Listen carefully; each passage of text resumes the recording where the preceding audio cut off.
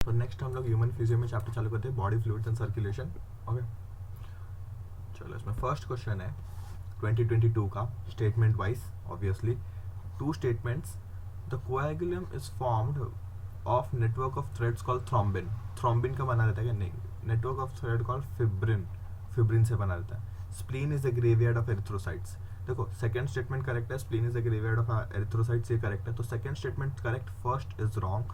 तो first is incorrect, second is correct, तो option number C आ जाएगा यहाँ पे।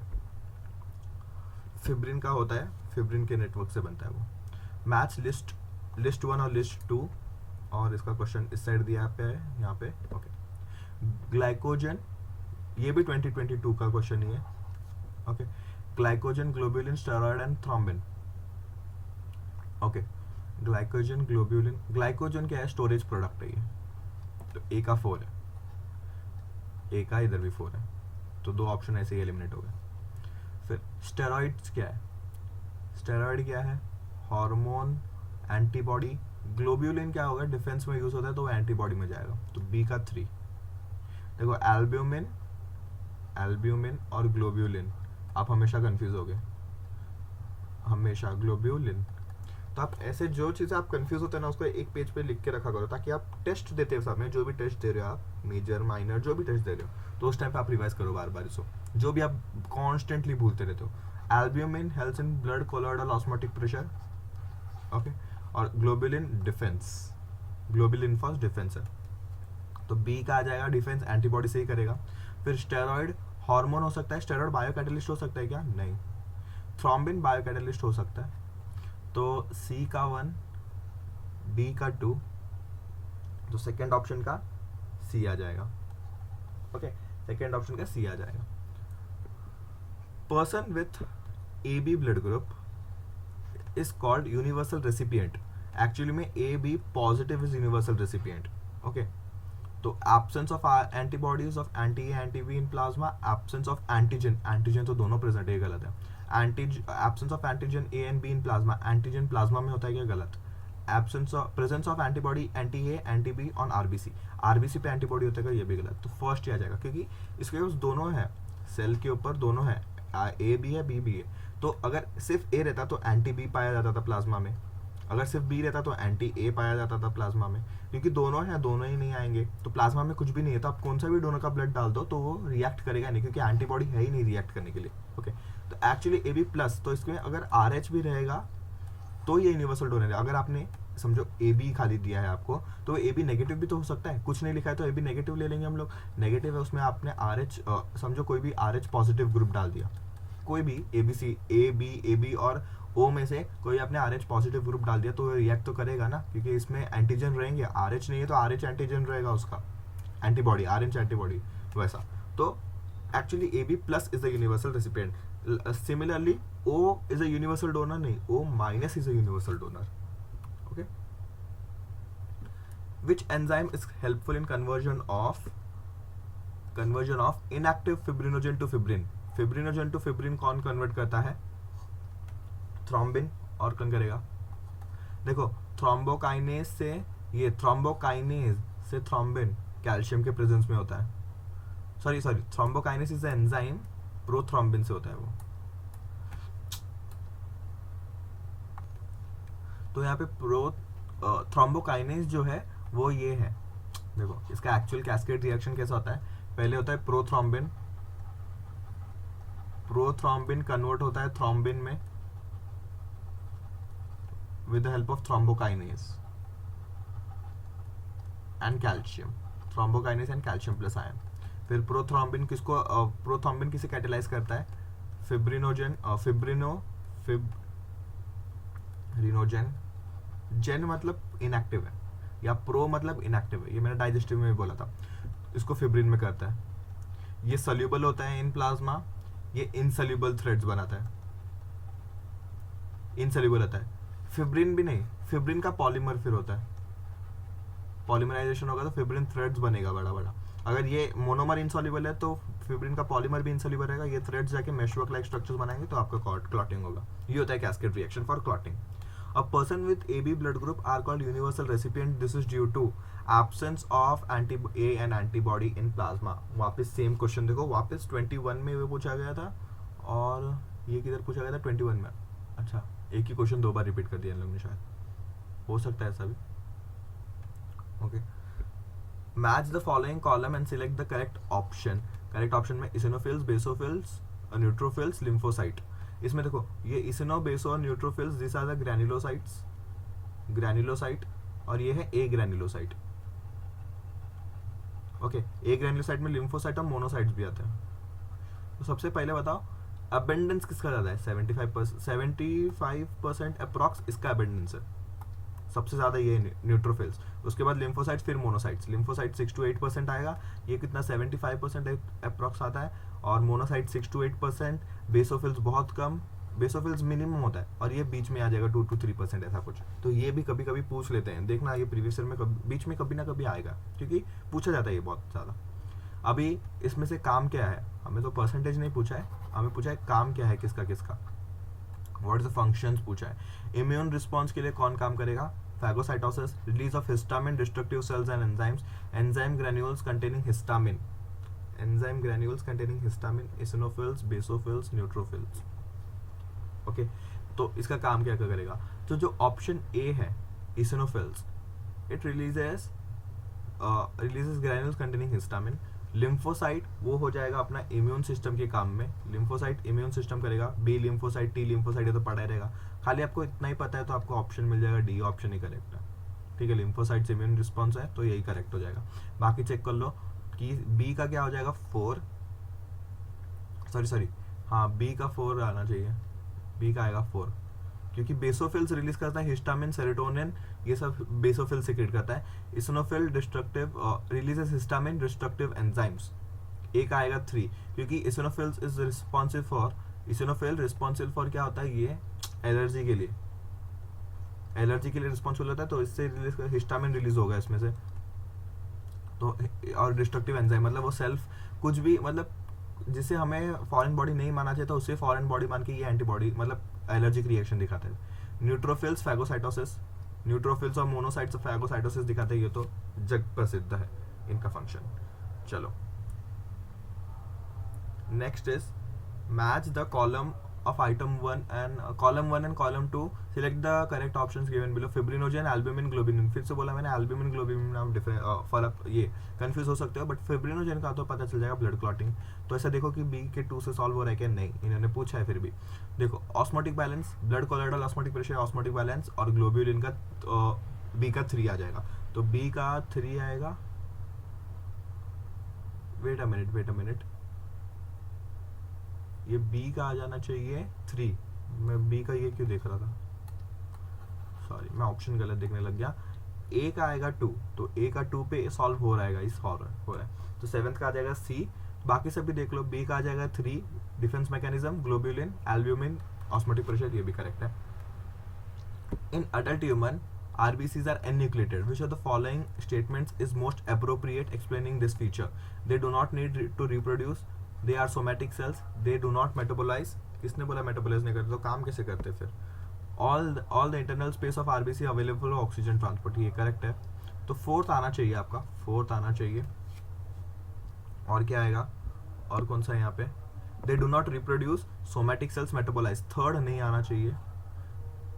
They do not reproduce, RBC reproduce नहीं होते, मोस्ट प्रोबेबली नहीं होते, क्योंकि इनका लाइफ स्पैन है 120 का, 120 दिन के बाद वो अपने आप डिस्ट्रॉय हो जाएंगे। दे आर सोमैटिक सेल्स, तो इसमें मेरे को लग रहा है ऑप्शन डी ही आएगा सिर्फ, बाकी सब तो ठीक है, बाकी सब गलत है, खाली ऑक्सीजन ट्रांसपोर्ट वाला ही करेक्ट है, ऑप्शन डी करेक्ट है। Name the blood cell whose reduction in number can cause clotting disorders leading to excessive loss of blood from the body। excessive loss of body, ये clotting में काम कौन करता है? थ्रोम्बोसाइट्स, थ्रोम्बो, बाकी सबका काम इसमें क्लॉटिंग में कुछ है भी नहीं। Serum lacking differs from blood, serum का क्या होता है? सीरम का फॉर्मूला होता है serum is equal to plasma blood minus plasma minus clotting factor,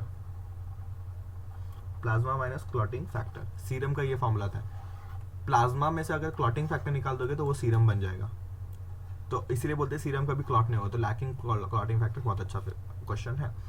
which on the following is correct, which is correct, serum, blood plus fibrinogen, clotting factor ये ना fibrinogen, तो कैसे आ जाएगा, ऊपर ही पड़ा अभी। लिम्फ, लिम्फ में क्या आता है, प्लाज्मा, आरबीसी, डब्ल्यूबीसी, ब्लड में प्लाज्मा, आरबीसी, डब्ल्यूबीसी, ये करेक्ट है। Plasma, blood minus lymphocyte, plasma में ब्लड माइनस लिम्फोसाइड नहीं, ब्लड माइनस फॉर्म्ड एलिमेंट्स आता है, फॉर्म्ड एलिमेंट्स, और फॉर्म्ड एलिमेंट्स में सब आता है, आरबीसी, डब्ल्यूबीसी, फिर अपना प्लेटलेट्स सब आ जाएगा। तो और लिम्फ में से आरबीसी, लिम्फ प्लस नहीं, lymph is plasma minus RBC, WBC, क्योंकि लिम्फ क्या होता है, lymph is a tissue fluid, ये जो ब्लड कैपिलरी है इसमें थोड़े थोड़े पोर्स होते हैं जिससे ब्लड का प्लाज्मा डिफ्यूज हो जाता है। आरबीसी और डब्ल्यूबीसी इधर ही रहते हैं, प्लाज्मा ही चला जाता है सिर्फ, ये जो बाहर चला गया इसमें आरबीसी नहीं है, डब्ल्यूबीसी नहीं है, तो ये व्हाइटिश कलर का दिखेगा, इसलिए इसे टिश्यू फ्लूइड और लिम्फ नाम दे दिया अलग से। तो 11th का C is correct. Erythropoiesis starts in, erythropoiesis starts in erythropoietic hormone, red bone marrow. Okay, the patient with blood AB is considered as universal recipient. वापस देखो क्वेश्चन आया, ये कौन से दूसरे साल का है। okay, absence no antigen on RBC, antigen तो है ना, both A and B antigen in plasma but no antibody, ये आप टिक करके आगे तो गलत होगा, क्योंकि एंटीजन इन प्लाज्मा नहीं होता है बाबा, एंटीजन ऑन आरबीसी होता है, तो both A and antigen on RBC but no antibody in plasma. तो 13th का A is most appropriate and correct. 14th हो जाएगा, यहाँ पे देखो हमें फिगर बेस्ड क्वेश्चन दे दिया है, अभी आपको पहचानना आना चाहिए कि ये कौन सा है cell. Which are the following human blood cell, identify and give its characteristic. Monocyte है, बेसोफिल है, बी लिम्फोसाइट है, न्यूट्रोफिल है, कैसे पता चलेगा हमें, कैसे पता चलेगा। पहली बात, मोनोसाइट और लिम्फोसाइट को आप कट कर सकते हो, क्योंकि मुझे इसमें ग्रैन्यूल्स दिख रहे हैं। अभी से आप ये हैबिट लगा लो, क्योंकि आप जब भी एमबीबीएस करोगे तो उसमें पैथोलॉजी के क्वेश्चंस ऐसे ही आते हैं गंदे गंदे कि आइडेंटिफाई करना। तो इसमें कैन यू अप्रिशिएट दिस, कुछ स्ट्रक्चर्स दिख रहे हैं गोल गोल से, ये तो ग्रैन्यूल्स है, तो ग्रैन्युलर साइट होगा। ग्रैन्युलर साइट में क्या आता है, बेसोफिल्स और न्यूट्रोफिल्स, तो बाकी दोनों तो आएंगे नहीं। अभी खाली इनके फंक्शंस को देखो, secrete serotonin, inflammatory response, most abundant blood cell, phagocytosis, most abundant and phagocytic. Okay, दोनों के फंक्शंस तो करेक्ट है ही, ओके, दोनों के फंक्शंस करेक्ट है। इसमें ये सिक्रेटिन रिलीज करता है, न्यूट्रोफिल्स, बट ये जो डायग्राम है ये थोड़ा क्लियर रहता तो हमें और पता चल जाता था। ओके, न्यूट्रोफिल्स, क्योंकि फंक्शंस दोनों के कैरेक्टरिस्टिक्स करेक्ट दिए, अभी डायग्राम देख के पहचानना पड़ेगा कि बेसोफिल है कि न्यूट्रोफिल है। इसका आंसर तो बेसोफिल दिया है एक्चुअली, ठीक है। अगर इसमें लोब्स भी दिखते थे ना, ऐसे न्यूक्लियस के लोब्स भी दिखते थे तो अभी हम लोग बताते, बट इसमें लोब्स भी नहीं दिख रहे ना अच्छे से, खाली हमें ग्रैन्यूल्स दिख रहे हैं, तो हम लोग ने 2 ऑप्शन एलिमिनेट कर दिया, तो इसमें लोब्स भी नहीं दिख रहे अपने न्यूक्लियस के, तो हम लोग कुछ बोल नहीं सकते, ठीक है। Which of the following plasma protein is involved in coagulation of blood? Coagulation of blood में कौन सा प्लाज्मा प्रोटीन यूज्ड होता है, फिब्रिनोजन, ओके, फिब्रिनोजन यूज होगा। Which of the following human organ is often called as graveyard of RBC? Graveyard of RBC is spleen. Most popularly known blood grouping is ABO blood grouping. The name ABO and not ABC because O में over dominance नहीं, one antibody only, either A और B नहीं, no antigen on surface of RBC, no antigen है तो उसीलिए उसको O बोल दिया, ABC नहीं बोला है, ये भी अच्छा क्वेश्चन है।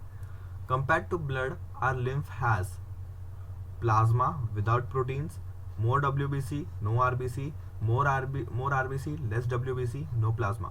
देखो इसमें WBC मोर रहता है RBC से, तभी इसका WBC कलर व्हाइटिश होता है, तो ये इसको बोलते हैं ना सफ़ेद खून बढ़ गया, सफ़ेद खून कम हो गया, तो WBC को ही इन लोग बात करें, WBC काउंट बढ़ना कम होना है, सफ़ेद खून बोलते हैं उन लोग, मतलब जनरल लेमैन टर्म्स में, बट हम लोग पढ़े लिखे लोग हम उसको लिम्फ बोलते हैं, ठीक है। लिम्फ में क्या होता है, नो आरबीसी, इसीलिए उसका कलर व्हाइटिश हो जाता है, क्योंकि आरबीसी का कलर क्या है, आरबीसी में हीमोग्लोबिन है, हीमोग्लोबिन का कलर रेडिश है, उसकी वजह से ब्लड रेड दिखता है, तो आरबीसी का कलर, आरबीसी नहीं है इसीलिए, ओके। नो आरबीसी, थोड़ा सा डब्ल्यूबीसी ज़्यादा रहता है, क्योंकि उसमें फिर उन लोग माइक्रोस्कोप भी ट्रैप करके वो इनका इम्यून सिस्टम भी होता है, लिम्फेटिक सिस्टम वो भी होता है। There is no DNA in mature RBC, DNA mature RBC में है नहीं, क्योंकि न्यूक्लियस ही नहीं है। न्यूक्लियस क्यों नहीं है? अभी एक क्वेश्चन में पढ़ा था कि सारा का सारा एरिया हम लोग ने ऑक्सीजन ट्रांसपोर्ट के लिए दे दिया। Globulin content in human blood plasma है primary involve in osmotic body fluids, ये नहीं। ऑस्मोटिक के लिए एल्ब्यूमिन काम करता है। Transport of oxygen in blood, इसका काम नहीं है। क्लॉटिंग, डिफेंस मैकेनिज्म, क्लॉटिंग के लिए फिब्रिनोजन आता है, डिफेंस मैकेनिज्म काम करता है इसका। Which of the following white blood cells are connected are concerned with the release of histamine with natural anticoagulant heparin and the natural anticoagulant heparin. देखो histamine, serotonin और हेपारिन ये सब बेसोफिल सीक्रेट करता है, सब बेसोफिल सीक्रेट करते हैं। ये तीनों के तीनों बेसोफिल, भले ये क्वांटिटी में कम है बट इसका काम है यही है, बेसोफिल सीक्रेट करना। मतलब ये तीनों हिस्टामिन, हेपारिन और हिस्टामिन सेरोटोनिन, यस ये तीन। Most active phagocytic white blood cell is, most phagocytic white bloods कौन कौन है? न्यूट्रोफिल्स और मोनोसाइट्स, मैंने पिछले इसमें ही बता दिया था। फैगोसाइटोसिस यही करते हैं। Haemoglobin of human fetus has lower affinity of oxygen than the adult, और पढ़ो has affinity of oxygen same has 2 protein sub unit instead of 4, ये गलत हो गया। Has higher affinity of oxygen than adult, तो इट हैज 23 का इधर lower है इधर हायर है। It has higher affinity towards oxygen than the adult, क्योंकि आप देखोगे तो इन्फेंट्स का ब्रीदिंग रेट बहुत ज़्यादा होता है और उनका हार्ट बीट भी ज़्यादा होगा। उनका कुछ 160/80 तक चला जाता है, और हमारा कितना है 120/80 ना, तो 160 आई थिंक सो 100 तक रहता है। ओके तो ये अपर लिमिट मुझे याद है कि 160 रहता है। हमारा नॉर्मल प्रेशर, ब्लड प्रेशर क्या है 120/80, इनका 160 तक, तो इनका हार्ट रेट भी ज़्यादा है, मतलब हार्ट बीटिंग, पंपिंग, और ब्लड प्रेशर भी ज़्यादा रहता है, तो इनका अफिनिटी भी ज़्यादा रहेगा, क्योंकि हार्ट पंप इतना आ रहा है तो ब्लड भी ज़्यादा चाहिए, तो अफिनिटी उन लोग बढ़ा देते हैं for oxygen dissolution. A drop of each of the following is placed separately on 4 slides. Which of them will not coagulate? कौन सा coagulate नहीं होगा? देखो सीरम coagulate नहीं होगा, क्योंकि serum is what? Plasma minus fibrinogen, है, तो सीरम will not coagulate। आ गया इतना, और क्या पढ़ना है?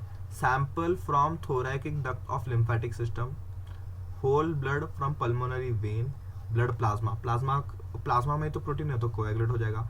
पल्मोनरी वेन से निकालो, कहीं से भी निकालो, होल ब्लड निकाला है ना, तो वो कोएगुलेट होगा। फिर सैंपल ऑफ लिम्फेटिक सिस्टम से कोई निकाल दिया, थोरैकिक डक्ट से कुछ सैंपल निकाला, वो भी कोएगुलेट होगा। ब्लड सीरम कोएगुलेट नहीं होगा। in the ABO blood group, if both antigens are present and but no antibody, the blood group is of the individual is AB. Okay, you are required to draw blood from a patient and keep it in a test tube for analysis of blood, corpuscles and plasma. You are also provided with the following 4 types of test tube. Which of them will you not use for the purpose? ऐसे questions करके ना आपको doctor वाली feeling आएगी एकदम। Okay, test tube containing calcium bicarbonate, test tube containing chilled test tube containing heparin, test tube containing sodium oxalate. Out of NCERT question, don't worry, हम लोग calcium carbonate नहीं यूज करेंगे, कैल्शियम कार्बोनेट वाला bicarbonate वाला test tube, क्योंकि वो फिर decolourise कर देता है, रिएक्ट कर जाता है। ओके, क्योंकि हमें पता है कि ब्लड में क्या होता है, बाइकार्बोनेट्स आयन होते ही है ना, बाइकार्बोनेट्स, तो उसमें आगे फर्दर ये रिएक्शंस कर देते हैं। Which of the following statement is true for lymph क्या है? WBC plus serum, all components of blood except RBC and some protein, RBC WBC plasma, RBC protein platelets, ये दोनों तो गया, RBC नहीं होता है। तो इनमें से फर्स्ट और सेकंड में से most appropriate is the second one, क्योंकि ऑल कंपोनेंट्स एक्सेप्ट RBC, क्योंकि सीरम में सम प्रोटीन्स भी प्रेजेंट होते हैं, एनसीईआरटी में लिखा हुआ है line to line. What is correct for blood group O? O के लिए क्या होता है? No antigen but both antibodies are present, यही करेक्ट हो गया। What is true for leucocytes? Leucocytes क्या होता है? WBC को ही ल्यूकोसाइट्स बोल देते हैं। There sudden fall in number is indication of blood cancer, नहीं। Sudden increase is called blood cancer. These are produced in thymus, they are enucleated, they can squeeze these can squeeze out of the capillary walls, ये correct है। squeeze out the capillary wall से squeeze कर सकते, तभी तो tissue fluid में करेंगे, tissue fluid में जो पोर्स होते हैं ये स्क्वीज करके चला जाएगा इधर WBC, तभी तो टिश्यू फ्लूइड में फाइंड होगा WBC, RBC नहीं जा पाएगा, तो RBC नहीं फाइंड होता है इसीलिए। Okay, next is in mammals histamine is secreted by, histamine वापस सीक्रेट किससे होता है, histamine is secreted by basophils या तो मास्ट सेल भी आ सकता है, तो इसमें बेसोफिल्स नहीं तो mast cell is the next correct answer. Mast cell भी सीक्रेट करता है हिस्टामिन। मास्ट सेल का भी काम ही है। आपने ये कहाँ पढ़ा रहेगा आपको पता है, ये आपने पढ़ा रहेगा सेल वाले चैप्टर में। ओके, सेल वाले चैप्टर में जब भी आप, सेल नहीं टिश्यू वाले चैप्टर में, जो टिश्यू वाला चैप्टर है उसमें हमारे एनसीईआरटी में इतना डिटेल नहीं दिया, पर उसके थोड़ा सा अगर आप कोई मॉड्यूल्स अच्छा उठा लो तो उसमें मिलेगा mast cell secrete, histamine, serotonin, heparin, ये सब सीक्रेट करता है टिश्यू में, मतलब ये टिश्यू में जाके ये सीक्रेट करता है, टिश्यू चैप्टर में आप पढ़ते हैं। Which are the following is not a granulocyte, not a granulocyte मतलब वो ए ग्रैन्युलोसाइट है। ए ग्रैन्युलोसाइट कौन सा है, लिम्फोसाइट ही है, बाकी सब तो ग्रैन्युलर है, ईसोनो, बेसो और न्यूट्रो।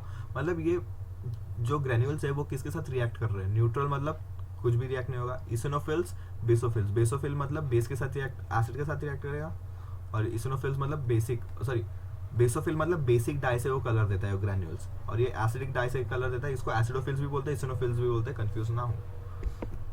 Life span of WBC is approximately, life span of WBC का लाइफ स्पैन बहुत कम होता है, less than 10 days। Okay, which of the following vertebrae organs receive oxygenated blood only, किसका ऑक्सीजनेटेड ब्लड आता है सिर्फ, लंग्स में सिर्फ ऑक्सीजनेटेड ब्लड किधर जाता है, liver, spleen, Gill, lungs. Lungs को तो डीऑक्सीजनेटेड ब्लड मिलता है ना, तो ये तो गया। लिवर को भी डीऑक्सीजनेटेड ब्लड मिलता है, कैसे, आपने पढ़ा रहेगा पोर्टल सिस्टम डाइजेस्टिव में, हेपेटिक पोर्टल सिस्टम से जो इंटेस्टाइन से जा रहा है deoxygenated blood, but carrying nutrient हो जाके लिवर में जाता है, तो डीऑक्सीजनेटेड मिल रहा है उसको। स्प्लीन को ही मिल रहा है, गिल्स में, इन फिशेस गिल्स में भी, गिल्स में क्या होता है आपका, ये हार्ट है, तो फिश में क्या पाया जाता है, 2 चेम्बर्ड हार्ट, एट्रियल वेंट्रिकल, इसमें डीऑक्सीजनेटेड ब्लड आता है, वो इसको पंप करके डीऑक्सीजनेटेड ब्लड गिल्स की तरफ भेजता है, फिर गिल इसको ऑक्सीजनेट करके बाकी बॉडी पार्ट्स में भेज देता है। ओके, तो गिल्स के पास भी डीऑक्सीजनेटेड ब्लड ही जाता है, तो spleen is the only option. Okay, पता नहीं रहेगा स्प्लीन है तो बाकी ऑप्शन एलिमिनेट करके देखो logically. Lymph serves to, the lymph serves to transport oxygen from brain, नहीं। Returns the interstitial fluid to blood, transport CO2 to the lung, return WBC and RBC to the lymph nodes. Okay, इसका काम क्या है mainly, returns the interstitial fluid, lymph का काम क्या है, lymph is returns the interstitial fluid into the blood, जो tissue के बाहर चला गया ये फ्लूइड, तो ये इंटरस्टिशियल फ्लूइड बोलते हैं। इन सबको लाने का काम कौन करता है, लिम्फेटिक सिस्टम, जो लिम्फ वेसल्स इधर से जनरेट होंगे, लिम्फ वेसल्स इन सबको कैरी कर करके अल्टीमेटली मेजर वेन जैसे कि इंफीरियर वीना कावा, सुपीरियर वीना कावा, इन सब में ज्वाइन कर देगा, छोड़ देगा। ओके, तो इंटरस्टिशियल फ्लूइड को लेके आने का ही लिम्फ का काम है ये। Okay, antigen are present on cell surface, on nuclear membrane नहीं, इनसाइड साइटोप्लाज्म नहीं, इनसाइड न्यूक्लियस नहीं, on cell surface. Okay, cells formed in bone marrow include, cells formed in bone marrow include RBC and leucocytes, RBC भी बना सकते हैं, leukocytes भी बना सकते हैं। ये और एक ये क्वेश्चन सेम और एक किसी चैप्टर में हम लोग ने पढ़ा था, अभी याद नहीं आ रहा है मुझे वो कौन सा चैप्टर था, बट पढ़ा है ये। Blood capillaries are made up of, blood capillaries are made up of endothelium, connective tissue, muscle fibre. Capillary पूछा है ना, तो ये सब लेयर्स नहीं आएंगे, सिर्फ और सिर्फ एकदम पतला सा एंडोथीलियम रहेगा, ताकि सरफेस मतलब बहुत पतला होने के कारण ये तो एक्सचेंज आसानी होगा ना। मेम्ब्रेन आप जितना मोटा कर दोगे, अपने एंडोथीलियम लगाया, फिर ट्यूनिका मीडिया लगाया, कनेक्टिव टिश्यू लगाया, तो लेयर्स मोटे हो जाए तो डिफ्यूजन पॉसिबल नहीं है। तो जिधर भी डिफ्यूजन होना है उसका सरफेस बहुत छोटा रखो आप। Component of blood responsible for producing antibody, antibody production में कौन हेल्प करता है, lymphocyte, B and D lymphocytes. Wall of capillary is formed of, capillary का wall is formed of parietal cell, oxyntic cell, endothelial cell. Parietal oxyntic ये सब कुछ तो होता नहीं है, ये सब डाइजेस्टिव जूसेस सीक्रेट करते हैं इन स्टमक। वापस एक बार रिवाइज कर लो कि पैराइटल और ऑक्सेंटिक दोनों एक ही है, दोनों का नाम एक ही है, और दोनों ही सीक्रेट करते हैं HCl और कैसल्स इंट्रिंसिक फैक्टर CIF, विच B12 का ऑब्जर्व कर जाता है। तो ऐसे ही बार बार याद रखोगे तो याद हो जाएगा आपको। Blood group AB has no antigen, A B के पास नो एंटीजन, कैसे, गलत हो गया ना, ए बी के पास तो दोनों एंटीजन है। नो एंटीबॉडी, ये करेक्ट हो जाएगा। Neither antigen nor antibody, both antigen both antibody, ये भी गलत है। Which are the following engulfs pathogen rapidly, थोड़ा सा ब्लर दिख रहा है, bear it with me. Engulfs, acidophil, basophil, monocyte, neutrophils. Engulfing देखा जाएगा अपना अपने न्यूट्रोफिल्स में, ये फैगोसाइटोसिस वाया, ये अमीबा जैसा एनगल्फ करता है ना, वैसा ही दिखाता है, एमीबॉइड मूवमेंट जैसा, अमीबा जैसा, तो ये न्यूट्रोफिल्स का ये है। Okay, a blood group which can be given is, अच्छा इधर से चालू होता है। A person with blood group A requires blood, तो कौन से ब्लड दे सकते हैं आप, ए से दो और ओ से दो, 42 का 3 दे दो, क्योंकि जो ब्लड ग्रुप है उससे तो ले ही सकता है, और ओ तो यूनिवर्सल डोनर है ही, तो उससे भी दे सकते हो आप। Next, removal of calcium, removal of calcium from freshly collected blood would result in, would prevent clotting. अगर आपने कैल्शियम आयन, हमने कैस्केड रिएक्शन में कैल्शियम आयन देखा इंपॉर्टेंट रोल कर रहा है, थ्रोम्बोकाइनेस के साथ ही वो एक्ट करता है, तो अगर निकाल दिया तो क्लॉटिंग नहीं होगा। Lymph differs from blood in possessing, lymph differs from blood in possessing more WBC, few RBC, option number 4th, few RBC आ गया, सॉरी फ्यू आरबीसी नहीं आएगा, no RBC at all, no RBC, तो RBC वाले जो option आ रहे हैं वो सब काट दो, only A WBC. Mineral found in red pigment of vertebrae blood is, red pigment, red pigment किसके वजह से आता है, हीमोग्लोबिन, हीमोग्लोबिन के लिए कौन है, आयन।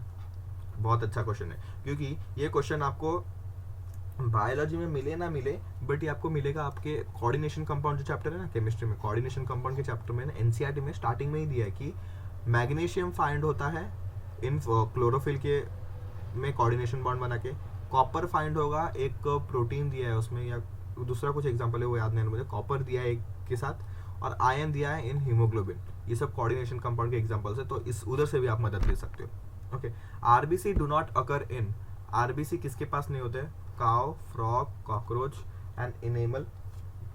कॉकरोच के पास कैमल होता है, इनेमल नहीं, कैमल है। ओके, कॉकरोच के पास नहीं होता क्योंकि उसका वाइट होता है, वाइट ब्लड होता है, कॉकरोच पर आरबीसी नहीं है। Haemolymph is white colour because it lacks oxygen carrying pigments. तो आगे का हम लोग देख लेंगे नेक्स्ट पार्ट में।